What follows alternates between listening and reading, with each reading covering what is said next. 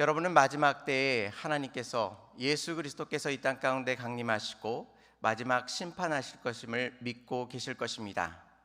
그 마지막 심판 가운데 여러분은 무엇을 준비하고 계십니까? 저는 오늘 말씀을 준비하면서 1992년 10월 28일 종말론이 떠올랐던 그 시절이 생각났습니다. 많은 사람들이 마치 당장이라도 10월 28일 날 예수 그리스도께서 오실 것처럼 그들이 생각하였습니다. 그래서 그때 어떻게 하였죠? 부동산을 다 팔아버렸습니다. 정세금을 빼고요. 또 종말론을 전파하다가 직장에서 쫓겨나게 되었습니다. 그런데 그 모든 퇴직금을 교회에 바쳤던 것입니다. 저는 그 당시에 이런 생각이 들었습니다. 지금에야 이러한 생각들이 너무나도 말이 안 된다고 생각하였지만 저는 그 당시에 그들을 보면서 왜 내게는 그러한 열심이 있지 않은가를 안타까워 생각하고 있었습니다. 저들은 하나님을 위하여 저렇게 열심을 붓고 자신의 재산의 모든 것들을 내어드리고 있는데 나는 왜 그렇게 하지 못하고 있는가라는 것들을 생각하면서 하나님 앞에 안타까운 마음을 올려드린 적이 있었습니다. 여러분은 예수님께서 오실 그 마지막 날을 위하여 무엇을 준비하고 계십니까? 오늘 본문은 마지막 때를 기다리는 성도들이 하나님 앞에서 마땅히 준비해야 할 것을 우리에게 알려주고 있습니다. 그런데 오늘 본문에서는요, 직접적으로 종말에 대해서 이야기하고 있지 않습니다. 하지만 오늘 본문 바로 전 절에서는 이렇게 말씀합니다. 바로 3장 13절의 말씀인데요. 너희 마음을 굳건하게 하시고 우리 주 예수께서 그의 모든 성도와 함께 강림하실 때에 하나님 우리 아버지 앞에서 거룩함에 흠이 없게 하시기를 원하노라 라고 말하고 있습니다. 지금 사도 바울은 데살로니가 성도들을 향하여 무엇이라 말하고 있습니까? 예수님께서 함께 강림하실 때를 전제하면서 그 강림하실 때에 하나님 앞에서 거룩함에 흠이 없기를 원하노라 라고 하면서 그들을 축복하고 있는 모습을 살펴볼 수 있습니다. 즉 이 본문의 내용을 통해서 지금 사도 바울이 염두에 두고 있는 것은 마지막 때에 성도들이 어떻게 행하며 무엇을 준비해야 될지에 관하여 그 배경을 놓고서 지금 말씀하고 있는 것을 확인할 수 있습니다. 뿐만 아니라 오늘 본문에서 보시면요, 6절 말씀에 6절 하반전에 이렇게 말하고 있습니다. 이 모든 일에 주께서 신원하여 주심이라 라고 말씀하고 있는데, 이 신원이라는 단어를 NIV에서는 퍼니시로 번역하고 있습니다.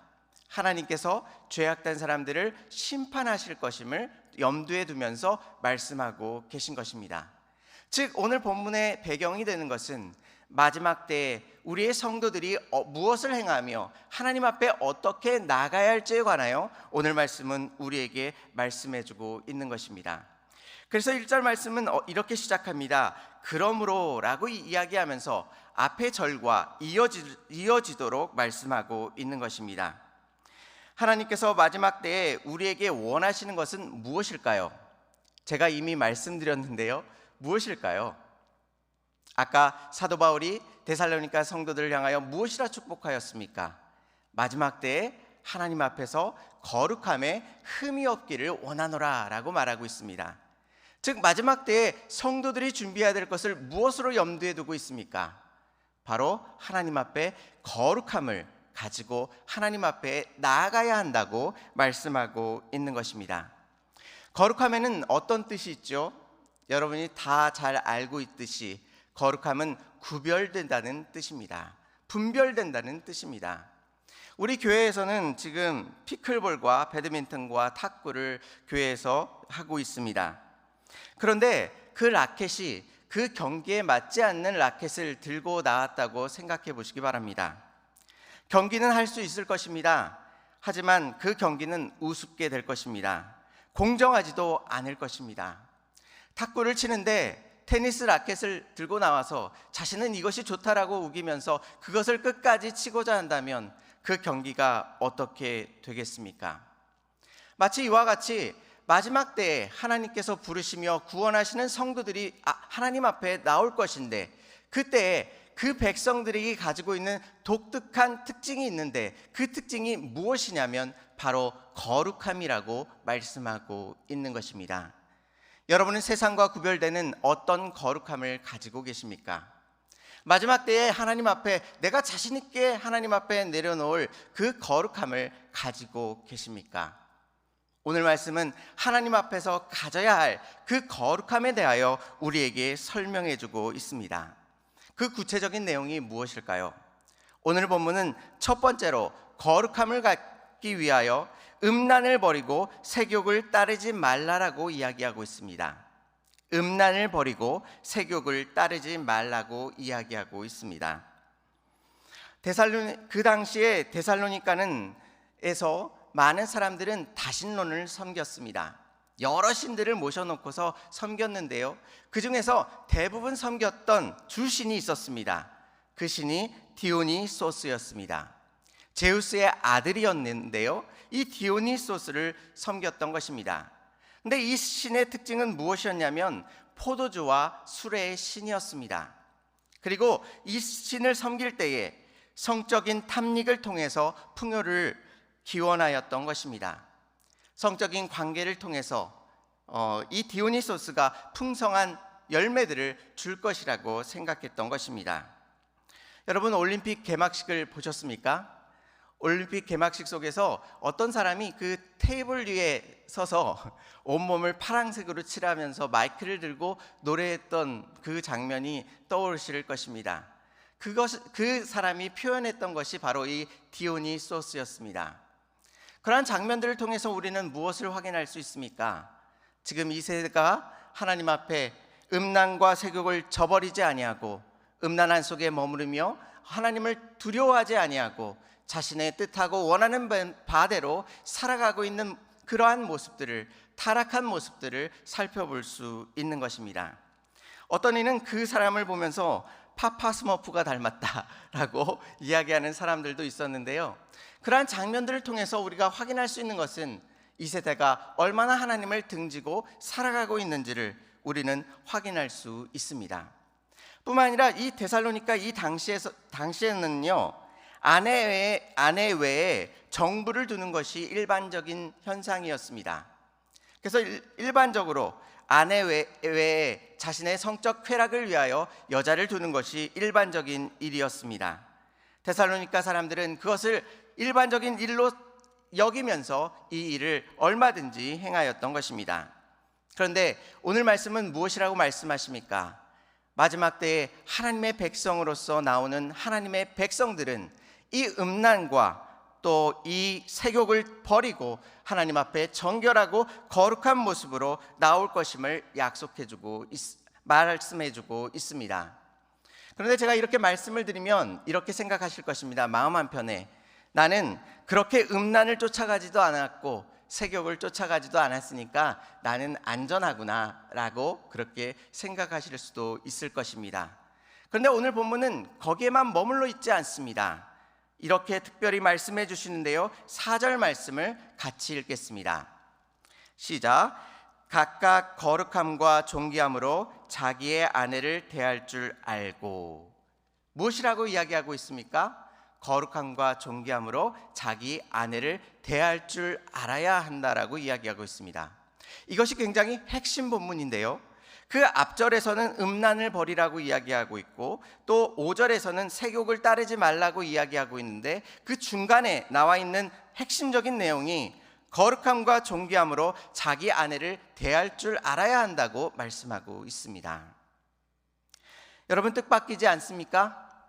마지막 때에 우리가 예수님 앞에 나아갔을 때는 우리의 전 재산을 다 팔아 예수님께 드려야 될 것 같고 정말 큰 일을 이루어서 하나님 앞에 이것이 하나님의 영광을 하였노라라고 드려야 할 것 같은데, 지금 마지막 때를 준비하는 성도들이 해야 하는 것이 무엇이라고 이야기하고 있습니까?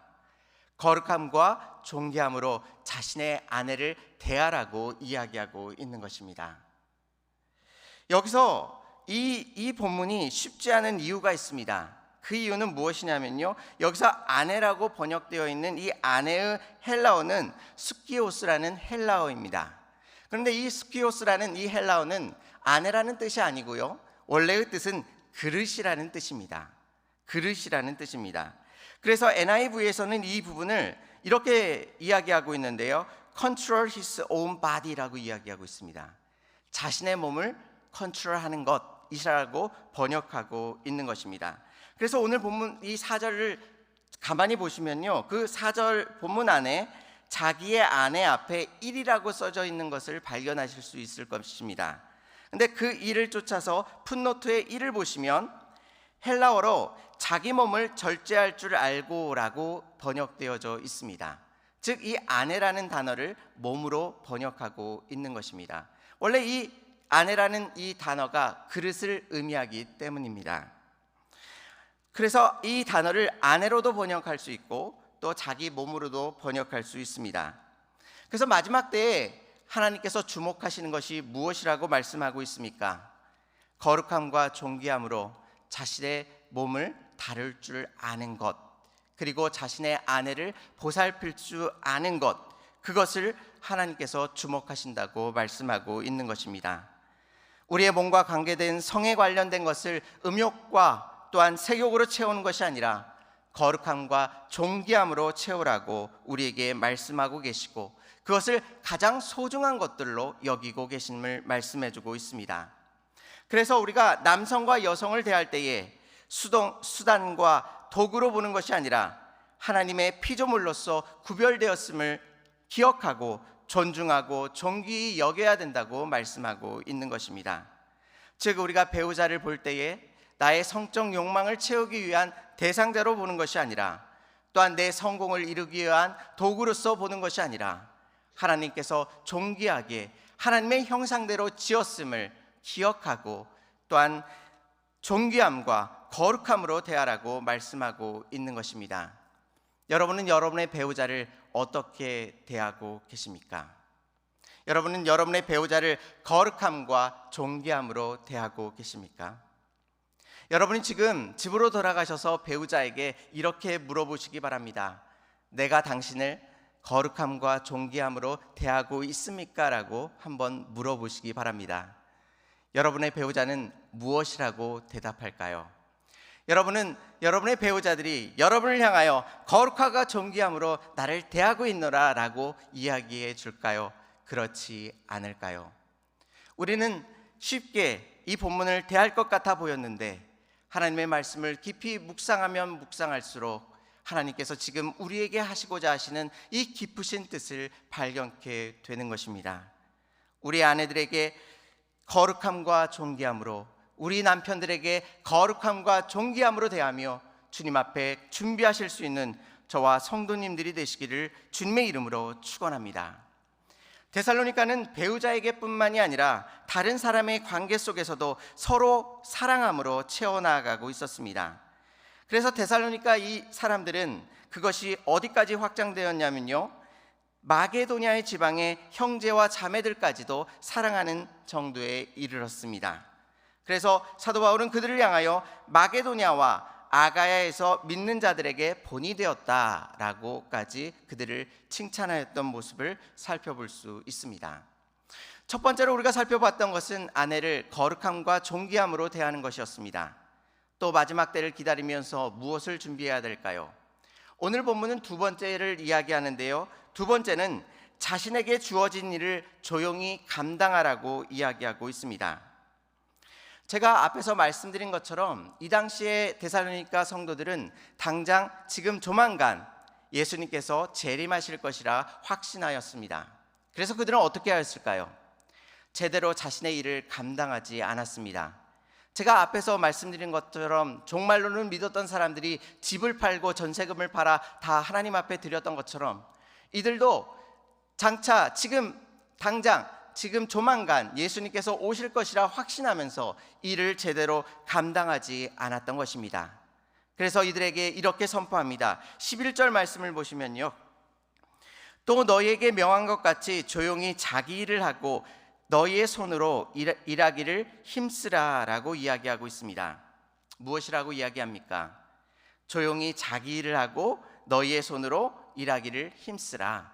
너에게 맡겨진 것들을 조용히 감당하고 힘써서 너희의 손으로 그 일을 스스로 감당하라고 이야기하고 있습니다.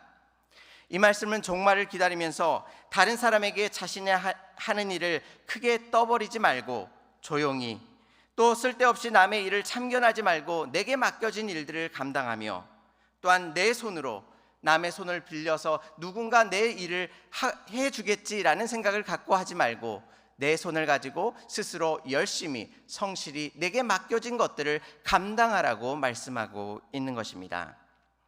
즉, 첫 번째는 아내를 거룩과 존귀함으로 대하라고 말씀하셨고, 두 번째는 자신에게 맡겨진 일을 성실하게 감당하라고 말씀하고 계십니다.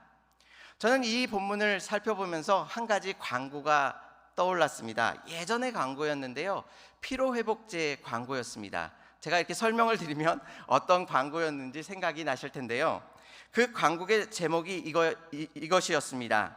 대한민국에서 아줌마로 산다는 것. 이렇게 그 CF의 광고의 제목이 대한민국에서 아줌마로 산다는 것이었습니다. 첫 장면이 어떻게 시작하냐면요, 남편이 출근을 합니다. 그런데 아내가 소파에서 널브러져서 졸고 있는 것입니다. 그 모습을 보면서 남편이 한심하다는 눈빛으로 아내에게 이렇게 이야기합니다. 아줌마 자냐? 맨날 자 라고 하면서 아내를 한심한 눈으로 보면서 이렇게 이야기하고 출근을 합니다. 그런데 남편이 나가자마자 아내가 계속 잘 것 같은데 아내가 벌떡 일어납니다. 그리고 아이들을 깨우고요, 씻깁니다. 그리고 아이들을 유치원으로 보냅니다. 수많은 일을 하면서 하루 종일 힘들게 보냅니다. 그리고 저녁이 되어 남편이 집에 돌아오죠. 근데 아내의 모습이 어떠했습니까? 아침과 똑같이 널브러져서 소파에 졸고 있는 것입니다. 그 남편이 아내에게 뭐라고 얘기했을까요? 또 자? 또 자라고 하면서 그렇게 CF가 끝납니다. 남편이 보기에는 아내가 아침에 출근할 때도 졸고 있었고 퇴근할 때까지 쭉 졸고 있었던 것 같아 보이는데, 아내는 실제로 어떠하였습니까? 하루 종일 열심히 아이들을 보살피고 집안일을 감당하고 여러 가지 일을 하였습니다. 그런데 이 CF에서 마지막에 한 가지 문구가 나옵니다. 그 문구가 무엇이냐면, 들여다보면 서로의 피로가 보입니다 라는 이야기입니다. 그냥 겉으로 보기에는 그냥 쉽게 살아가는 것 같아 보이는데, 상대방의 배우자의 그 삶을 깊이 들여다보면 그 배우자가 겪고 있는 피로와 인생의 짐들을 깊이 살펴볼 수 있다는 뜻입니다. 저는 이 광고를 보면서 이 광고 안에 하나님의 귀한 말씀이 있구나라는 생각이 들었습니다. 여러분은 여러분의 배우자의 아픔과 괴로움을 얼마나 이해하고 살피고 계십니까? 새벽에 나와 하나님 앞에 기도하며 울부짖으며 삶의 고통과 어려움을 하나님 앞에 낱낱이 아뢰고 울부짖고 몸부림치고 있는데, 그 배우자는 왜 남편이 이렇게 힘들어하는지를 그렇게 깊이 이해하지 못하고 있는 것입니다. 오늘 본문은 무엇이라고 이야기합니까? 배우자를 대할 때에 거룩함과 존귀함으로 대하라 라고 말씀하고 있습니다. 여러분은 여러분의 배우자를 얼마나 불쌍히 여기며 궁휼한 마음을 가지고 사랑의 마음으로 품으며 주께 나아가고 계십니까? 마지막 예수님 앞에 섰을 때에 우리가 그렇게 살아가는 것을 예수님께서 살피겠다고 말씀하고 계신 것입니다. 우리에게 맡겨주신 그 인생의 짐들이 있습니다. 배우자가 알아주지 않는다면 누가 알아줄 수 있겠습니까? 여러분은 다시 한번 우리의 마음을 하나님 앞에 온전히 올려드리면서 배우자가 품고 있는 그 아픔과 어려움을 보다듬으며, 또한 주님의 사랑으로 거룩함과 존귀함으로 대할 수 있는 저와 성도님들이 되시기를 바랍니다. 뿐만 아니라 저는 여기서 한 가지 더 깨달은 것이 있습니다. 이 아내가 하루 종일 하는 것은 아이를 돌보고 집안의 허드렛 일을 하는 것입니다. 어떻게 보면 너무나도 단순하고 반복되는 일이고 별 볼 일 없는 것 같아 보입니다. 그런데 하나님께서 무엇이라고 말씀하셨습니까? 내게 맡겨진 일을 조용히 성실히 감당하라고 오늘 본문은 이야기하고 있습니다. 즉 아이를 키우고 별 볼 일 없는 가정 일을 하는 것 같아 보이는데, 그것들 이제 다 해버리고, 그리고 교회에 나와 큰 일을 감당하고 큰 일을 이루어야만 하나님께서 기뻐하실 것 같아 보이는데, 오늘 본문은 무엇이라고 이야기합니까? 자신의 삶에 맡겨진 그 일들 속에 누구도 알아주지 아니하고 누구도 생각해주지 않는 그 허드렛 일이라 할지라도 그 삶의 자리에서 하나님을 바라보며 충성되이 그 일들을 감당할 때에 하나님께서 그것만으로도 충분히 기뻐하시고 그 일을 통하여 하나님께서 영광 받으시겠다고 말씀하고 계신 것입니다. 육아에 지쳐있는 많은 젊은 그 아내분들이 계십니다. 결코 실망하지 마시고 삶의 자리에서 분명한 어떤 것들이 보이지 않는다 할지라도 하나님께서 그의 삶의 자리를 기뻐하여 주시고 더 큰 자리로 나가 더 큰 일을 위하여 하나님께서 헌신하기를 원하시는 것이 아니라 내게 맡겨주신 그 삶의 자리에서 충성되이 감당해 나아갈 때에 하나님께서 그 영광을 받으시겠다고 말씀하고 계신 것입니다. 남자분들도 마찬가지입니다. 쳇바퀴처럼 똑같은 일을 반복하며 직장에서 승진도 제대로 하지 못하고 내 사업이 커지지 아니하며 내 남들에게 보여줄 만한 그럴싸한 일들이 없을 수도 있습니다. 그런데 하나님께서 무엇이라고 말씀하십니까? 내 사업을 키워서 이 땅 가운데 떵떵거리며 큰 것들을 갖고 나와 하나님을 기쁘시게 하라고 말씀하지 않습니다. 내 삶의 자리에서 조용히 자신의 일을 감당하며 내 손으로 그 일을 감당하라고 말씀하고 계신 것입니다. 여러분의 삶이 남들이 주목하지 아니하며 또한 크게 성공하지 않는다 할지라도 결코 실망하지 마시기 바랍니다. 마지막 때에 하나님께서 보실 것은 그 일하는 것의 크기가 아니라 우리가 마음과 정성을 다하여 우리의 마음을 드리고 내 일을 충성히 감당하는 것을 바라보고 계신다고 말씀하고 계신 것입니다.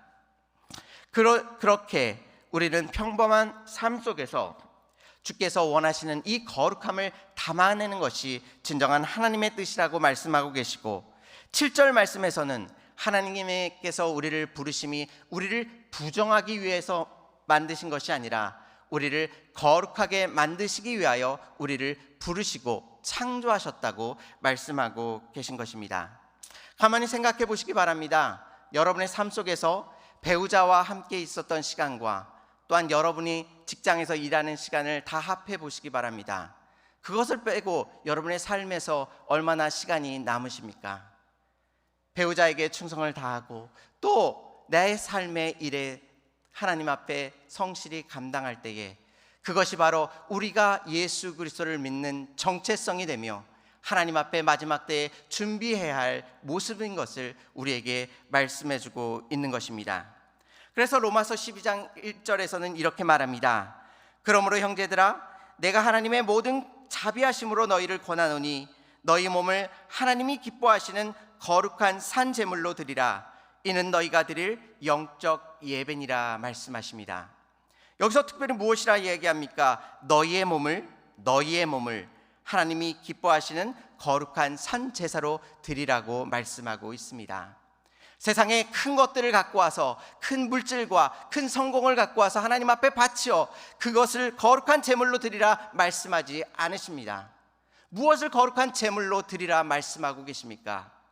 우리 자신의 몸을 드리라 말씀하고 있습니다.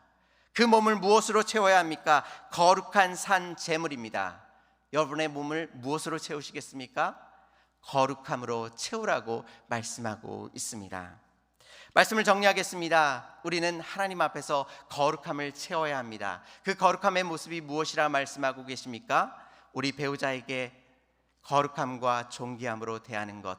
그리고 두 번째는 무엇이었습니까? 내 삶의 자리에서 하나님을 바라보며 충성되이 내게 맡겨주신 일들을 감당하는 것.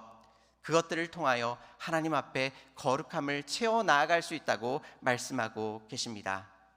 예수님께서 강림하시는 그날에 거룩함에 흠이 없이 오직 하나님을 기쁘시게 하며 주님을 만나실 수 있는 저와 성도님들이 되시기를 주님의 이름으로 축원합니다.